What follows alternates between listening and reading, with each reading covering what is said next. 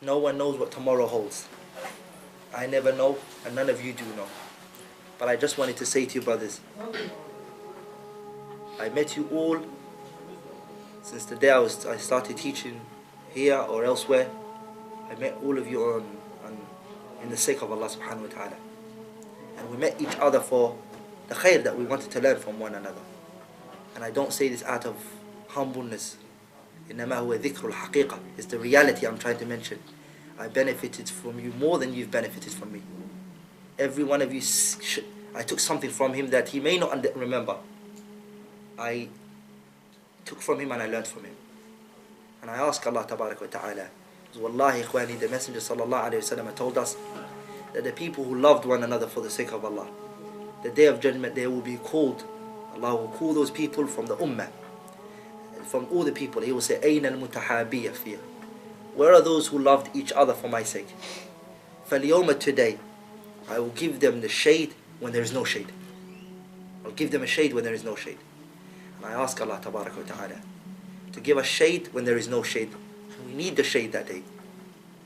And the Messenger sallallahu alayhi wa sallam said, سَبْعَةٌ يَظِلُّهُمُ اللَّهُ يَوْمَ لَا ظِلَّ إِلَّا ظِلُّهُ. 7 types of people. Allah is going to give them a shade when there is no shade. رَجُلَانِ تَحَابَّا فِي اللَّهِ اجْتَمَعَا وَتَفَرَّقَا عَلَيْهِ. 2 people who met each other on the sake of Allah. They lived with each other for the love of this religion. They stayed with each other for the sake of this religion.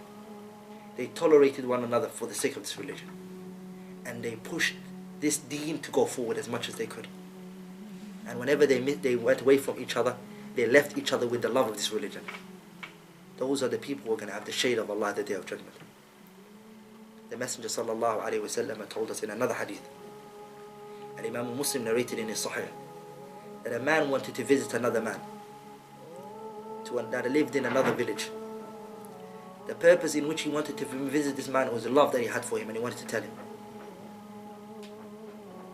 What happened was, an angel came down and he asked this man, he said to him, are you going to visit this man because you love him? Or are you going to visit this man because you owe him money? Or is it because something he's done for you, trying to repay him back? He said, I'm visiting him because I love him for the sake of Allah. I'm going to visit him because I love him for the sake of Allah. There's no other reason. I'm traveling because the love of the sake of Allah that I love him for. The Messenger sallallahu alayhi wa sallam said in the hadith that the angel said to him, the way you love him for the sake of Allah, Allah has witnessed that Allah has forgiven you for what you've done. The sins that you've done and the sins you've committed. And this is an achievement he achieved through what? The love for the sake of Allah. And it's something very big. Just to love somebody for Allah's sake. And Allah meant, that's what we were meant to be as Muslims. Love each other for the sake of Allah. And wallahi ikhwan, I say to you, the teeth and the tongue are the closest to. And you're bound to bite yourself sometimes. Sahih? And that's what human beings are. The 2 closest people always bite each other or step over each other's foot. But let this thread and this concept always be in place, that you love each other for the sake of Allah. And the reason why I say this is because in a very short time, inshallah, I may leave. And my purpose of leaving is not just for a very temporary time. Inshallah, if it's for a permanent time, as I can't use that word, and I don't believe that word exists in terms of life, because there is no permanent. But I don't want to ever stay in this country forever. But I wanted to say to you, ikhwani, I really love you all for the sake of Allah subhanahu wa ta'ala, and I met you for that case. And if there's any one of you who have ever done any harm, something wrong to, hurt him, I spoke to him in a very harsh manner, then I would want him to forgive me for the sake of Allah. Even if it's a person I did something wrong to, deliberately. Shaykh al-Islam ibn Taymiyyah rahimahullah, there was a man, he went by the name of Ibn Makhluf al-Maliki. Ibn Makhluf al-Maliki was an enemy to Shaykh al-Islam ibn Taymiyyah. He's the man who said, "Uqtulu ibn Taymiyyah wa damuhu ala unuqi." Kill Ibn Taymiyyah and his blood is on my neck. Anybody who kills him, I'll speak on his behalf the day of judgment. Meaning his blood is halal, kill him. When he died, Ibn al-Qayyim came to Ibn Taymiyyah and he said, Abshir, Abshir, glad tidings, your enemy is dead. Shaykh al-Islam, wallahi, these people, they reached their level because of their actions. He said, Atubashiruni bi mawti rajulin muslim. Are you giving me the glad tidings of the death of a believer. Ibn Makhluf al-Maliki was the heads of the innovators. Then he went to the house of Ibn Makhluf al-Maliki's house and his wife and his children. And he said to them, from today onwards, I want you to all witness that I am there for you like your father used to be. If you guys ever need anything, or you require any manhood power, he smacked his chest and I said, I'm here for you. Don't ever worry. Just come to me. What was between your father and me is between us. But you guys, I love you all for the sake of Allah. A'imma. They became leaders like that. Ila yawmuna, we remember them. Some people take it very small, very light, very easy. These are things that you get elevated through. Statuses through this.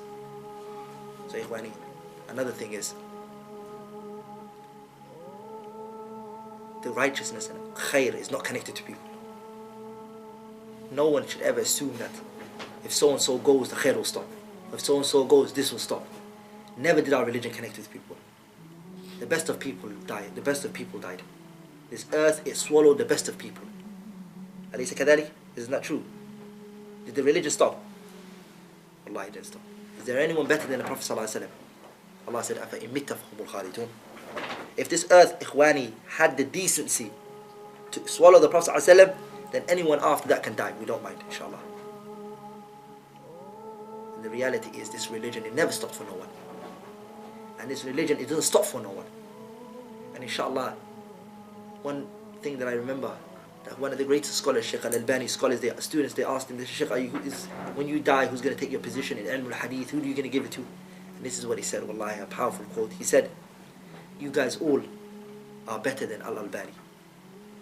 You all are better than him. You carry better than him. So ikhwani, inshallah, al-ilmu bayna talabat al-ilm. Knowledge is amongst us, the youngsters, the youth, the people of knowledge, students of knowledge. Be our fear Allah subhanahu wa ta'ala wherever you are. You can be under the sea, upon the sea, wherever you are. Ikhwani, Allah can see you. Fear Him subhanahu wa ta'ala. Ikhwani, don't hang around with those who are not going to benefit you. Choose your friends wisely. Make sure they're the right people that you're around. Ikhwani, fear Allah behind closed doors the way you are when you're in public. فاتقوا الله عز وجل. Fear Allah subhanahu wa ta'ala.